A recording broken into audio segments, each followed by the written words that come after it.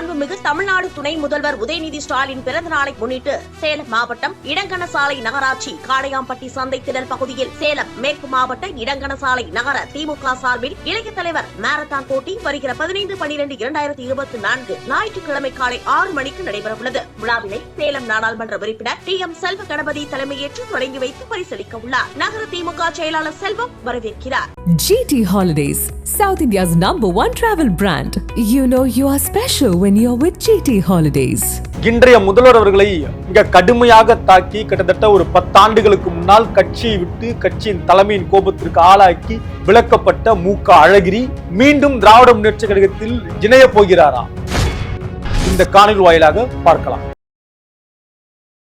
கடந்த 2014ஆம் ஆண்டு திராவிட முன்னேற்ற கழகத்திலிருந்து கடுமையாக கட்சிக்கு எதிராக செயல்பட்டதாக, கட்சிக்கு நற்பெயரை களங்கம் விளைவிக்கும் விதமாக செயல்பட்டதாக சொல்லி அன்றைய கட்சி தலைமையால் கட்சியை விட்டு விலக்க வைக்கப்பட்டவர் தான் அழகிரி அவர்கள். கிட்டத்தட்ட திராவிட முன்னேற்ற கழகத்தில் இருக்கக்கூடிய தலைவரின் மகனாக இருந்தாலும் கடந்த காலங்கள்ல மத்திய அமைச்சரவையில் அமைச்சராக இருந்த போதிலும் இதையெல்லாம் தாண்டி மதுரையை தனக்கான இடமாக, மதுரையை திராவிட முன்னேற்ற கழகத்தின் கோட்டையாக மாற்றி மிக வலிமையான நபராக மதுரையில் பலம் வந்தவர் அழகிரி அவர்கள். கிட்டத்தட்ட அழகிரி என்றாலே மதுரை என்றால் அழகிரி என்கிற ஒரு பெயரை ஏற்படுத்தி தமிழ்நாடு முழுவதும் மதுரை என்ற சொல்லாடலோடு அழகிரி என்கிற பெயரும் கடந்த காலங்களில் இடம்பெற்றது. தேர்தல் பிரச்சாரத்திற்கு மதுரைக்கு சென்றிருக்கிற போது, அன்றைக்கு முதலமைச்சராக இருந்தபோது கூட அன்றைய முதல்வர் ஜெயலலிதா அவர்கள் மதுரையில் பிரச்சாரத்தின் போது மிக கடுமையாக அழகிரியை விமர்சித்த பல செய்திகள் நடந்திருக்கிறது. மதுரை என்பது என்ன, உங்க அப்பன் வீட்டு சொத்தா என்கிற சொல்லை வைத்து மிக கடுமையாக விமர்சித்தார். மதுரை எல்லோருக்குமானது, இது அழகிரிக்கானது கிடையாது. பிறகு இன்றைக்கு இருக்கக்கூடிய முதல்வருக்கு எதிராக பல அவதூறுகளை கடந்த காலங்களில் பேசி அன்றைய திமுக தலைமை கண்டித்து 2014ஆம் ஆண்டு கட்சியை விட்டு விலக்கப்பட்ட அழகிரி அவர்கள் கிட்டத்தட்ட ஒரு 10 ஆண்டுகளுக்கு பிறகு இன்றைக்கு திராவிட முன்னேற்ற கழகத்தில் மீண்டும் இணைவதற்கான பல செய்திகள் இன்றைக்கு வந்து கொண்டிருக்கின்றன. கிட்டத்தட்ட அழகிரி அவர்கள் அமைச்சராக இருந்த போதும், அழகிரி அவர்கள் கட்சியில் இருந்த போதும், அதிகாரத்தில் இருந்த போதும் அவரோடு பயணித்த அவருடைய ஆதரவாளர்கள், அதே வேளையில் அவர் அதிகாரத்தில் இல்லாத போதும் கட்சியை விட்டு விலக்கப்பட்ட போதும் கூட அவரோடு துணை நின்றார்கள் என்பதுதான் அவருக்கு உண்டான பலமே. அவர் அதிகாரத்தில் இருந்தாலும், ஆட்சி அதிகாரத்தை விட்டு விலகி இருந்தாலும், கட்சியில் இருந்தாலும், கட்சியை விட்டு வெளியே இருந்தாலும் அவருக்கான ஆதரவாளர்கள் அவரோடு கடந்த காலங்களில் தொடர்ந்து பயணித்தார்கள். அந்த வகையில் இன்றைக்கு இருக்கக்கூடிய முதலமைச்சர் அவர்களுக்கு அவரோடு இருந்த ஆதரவாளர்கள் 9 பேர், குறிப்பாக மதுரையின் மேயராக இருந்த மன்னன் அவர்கள், அவர்தான் அழகிரியோடு கிட்டத்தட்ட ஒரு அவருக்கான துணையாக இருந்தவர், அவருடைய நிழலாக இருந்தார் என்று கூட கூறப்படுகிறது. அவர் உட்பட 9 பேர் இன்றைக்கு மன்னிப்பு கடிதத்தை எழுதி கொடுத்திருக்கிறார்கள். அண்ணா அறிவாலயம் தலைமைக்கு அந்த மன்னிப்பு கடிதம் வந்திருக்கிறது. முதல்வருடைய பார்வைக்கு அந்த மன்னிப்பு கடிதம் சென்றிருக்கிறது. அழகிரியோடு துணையாக நின்றவர்கள், கடந்த காலங்களில் இருந்தவர்கள் மன்னிப்பு கடிதம் எழுதி கொடுத்து மீண்டும் திராவிட முன்னேற்ற கழகத்தில் தங்களை இணைத்துக் கொள்ள வேண்டும். இனி நிகழ இருக்கிற அரசியல் சூழ்நிலை, அரசியல் களம் மாறிக்கொண்டிருக்கிறது. கிட்டத்தட்ட ஒரு 10 ஆண்டுகளுக்கு பிறகு திராவிட முன்னேற்ற கழகம் ஆட்சிக்கு வந்து இன்றைக்கு ஒரு 3 ஆண்டை நிறைவடைத்திருக்கிறது.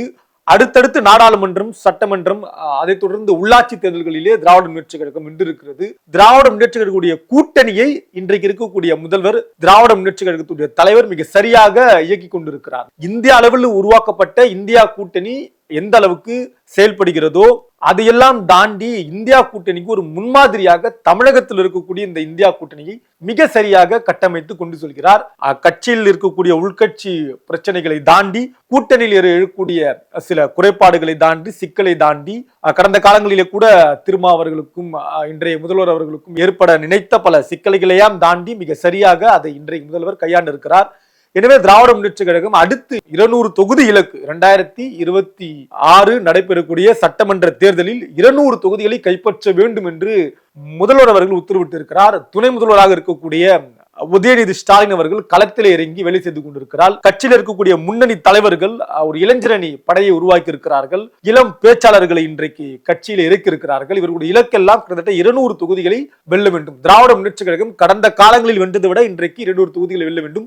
இந்த நிலையில் இன்றைக்கு அழகிரியுடைய ஆதரவாளர்கள் மன்னிப்பு கடிதத்தை கொடுத்திருப்பதும், பிறகு இன்றைக்கு அதைத் தொடர்ந்து அழகிரி அவர்கள் கட்சியில் இணைய போவதாக வந்து கொண்டிருக்கிற இந்த செய்தி எல்லாம் 200 தொகுதிகளை திராவிட முன்னேற்றக் கழகம் வெல்லுவதற்கு ஒரு மிகப்பெரிய வாய்ப்பை ஏற்படுத்தும் என்று அரசியல் வட்டாரத்தில் நம்பப்படுகிறது.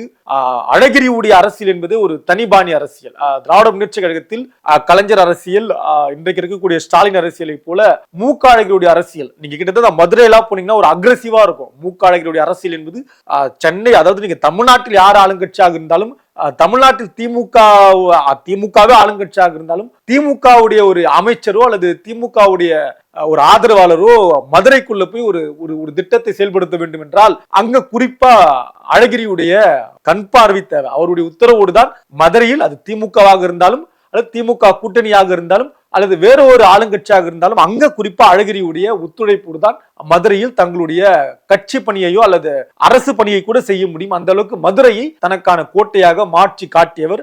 மதுரையில் அம்மையார் ஜெயலலிதாவுக்கு பெரும் சவாலாக அமைந்தவர். இடைத்தேர்தல்களிலே மிக சரியாக களம் கண்டு கணித்து வெல்லக்கூடிய ஆற்றல் பெற்றவராக மூக்க அழகிரி இருந்திருக்கிறார் என்பது கடந்த கால வரலாறு. இதையெல்லாம் தாண்டி இன்றைக்கு மூக்க அழகிரி கிட்டத்தட்ட ஒரு 10 ஆண்டுகளுக்கு பிறகு 2014 கட்சியை விட்டு விலக்கப்பட்டவர். அன்றைய கட்சி தலைமையாக இருந்த கருணாநிதி அவர்களாலும் பொதுச் செயலாளராலும் விலக்கப்பட்டவர். இன்றைக்கு இருக்கக்கூடிய முதல்வரை அன்றைக்கு மிக கடுமையாக எதிர்த்தவர். ஒருபோதும் ஸ்டாலின் அவர்களை முதலமைச்சராக ஆக்க முடியாது என்றெல்லாம் பேசிய நபர் இன்றைக்கு மன்னிப்பு கடிதத்தை கொடுத்திருக்கிறார்கள். திராவிட முன்னேற்றக் கழகத்தில் இணைகிறார்கள் என்கிற செய்தி வந்து கொண்டிருக்கிறது. 200க்கு 200 என்கிற இலக்கு அடைவதற்கு இவருடைய இந்த இணைப்பு எந்த அளவுக்கு பலமாக இருக்க போகிறது. கடந்த காலங்களில் கூட வேலூருக்கு பிரச்சாரம் செய்த முதலமைச்சர் அவர்கள் அழகிரியுடைய மகன் தயாநிதி அழகிரி அவர்கள் மருத்துவ சிகிச்சை பெற்று வருகிறார். அங்க இருக்கக்கூடிய மருத்துவர்களை சந்தித்து அவர்களுக்கு உரிய சிகிச்சை கொடுக்குமாறு அறிவுறுத்தி இருக்கிறார் என்ற தகவல் எல்லாம் நாம் கடந்த காலங்களில் பார்த்திருக்கிறோம். இப்படி குடும்ப ரீதியாகவும் சரி, இயக்க ரீதியாகவும் கட்சி ரீதியாகவும் அழகிரி இணைந்து செயல்பட தயாராக இருக்கிறாரா என்கிற கேள்வி இன்றைக்கு எழுந்துள்ளது. வெகு விரைவில் திராவிட முன்னேற்றக் கழகத்தில் அவர் இணைவார் என்றும் எதிர்பார்க்கப்படுகிறது. அழகிரி இணைவாரா என்பதை பொறுத்திருந்து பார்ப்போம். அடுத்தடுத்து வருகிற செய்திகளை வைத்து இந்த 200 இலக்குக்கு இது எவ்வளவு பலமாக இருக்கிறது என்பதை நாம் பொறுத்திருந்து பார்க்க வேண்டும். நன்றி. இது கிங் டிவி. நான் உங்கள் தமிழ்மாறன். மாண்புமிகு தமிழ்நாடு துணை முதல்வர் உதயநிதி ஸ்டாலின் பிறந்த நாளை முன்னிட்டு சேலம் மாவட்டம் இடங்கணசாலை நகராட்சி காடையாம்பட்டி சந்தை திடல் பகுதியில் சேலம் மேற்கு மாவட்ட இடங்கணசாலை நகர திமுக சார்பில் இளைய தலைவர் மாரத்தான் போட்டி வருகிற 15/12/2024 ஞாயிற்றுக்கிழமை காலை 6 மணிக்கு நடைபெறவுள்ளது. விழாவினை சேலம் நாடாளுமன்ற உறுப்பினர் TM செல்வ கணபதி தலைமையேற்று தொடங்கி வைத்து பரிசளிக்க உள்ளார். நகர திமுக செயலாளர் செல்வம் வரவேற்கிறார். GT Holidays, South India's #1 travel brand. You know you are special when you're with GT Holidays.